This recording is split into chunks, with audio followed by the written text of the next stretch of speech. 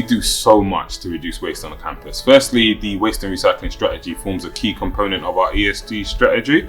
And within that, we then do so much things in terms of actually working with the team, in terms of training, working with guests, doing the same thing, showing them what they're doing right, what they're doing wrong, doing workshops with them, educating them on ways that they can develop their own specific offices to be more geared to doing better recycling. But we engage with them by talking to them on a monthly basis, our building meetings, and we let them know what's going on, the initiatives that we're doing.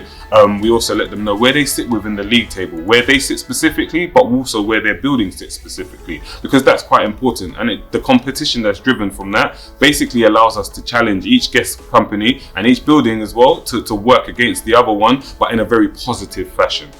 We also do workshops as well. So where we see unique opportunities or where we've noticed particular trends in the recycling, we can say to people, oh, we'll come in and we'll have a look at things for you and we'll work on stuff with you. We end up doing games, we end up having fun discussions, and we end up generally just improving the knowledge around and asking those little questions that allow us to understand the overall recycling operation a bit better here on the campus. Recently we did Plastic Free July with the office. It was really good to do and really insightful.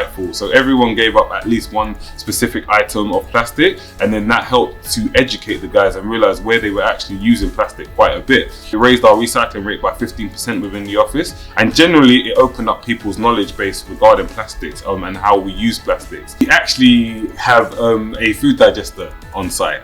It's an amazing little unit, but what it does is it consumes all the food and it turns it into new water. So it's a unique and innovative way to recycle your food produce. The way you recycle is completely revolutionized, and you actually really bring down your general waste usage, thus increasing your recycling rate as well. We felt by giving it a name, the digester, that we would be able to build the kind of relationship with it and allow the guests to build a relationship with it. Name is Dave, Dave the Digester to give it its full title, and we really love him.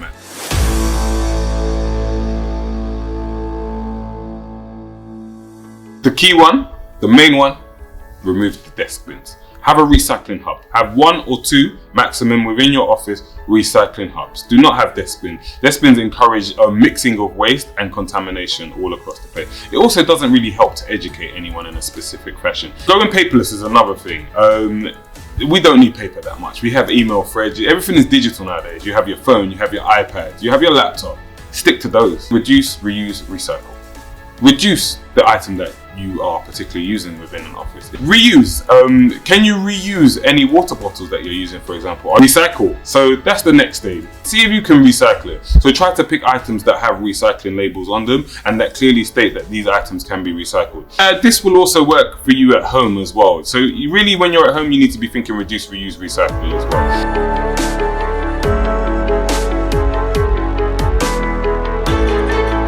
Be a champion yourself, or have a dedicated champion within your office. I think having that dedicated person is ideal, but sometimes you can be a bit nervous about approaching it. But if we all come together and take that responsibility within an office, we all moving towards one goal, and that really does help drive the recycling rates. Yeah, talk to the Enjoy Work team or the waste and recycling operatives, and they'll be sure to give you a hand in trying to learn and develop and improve within your office.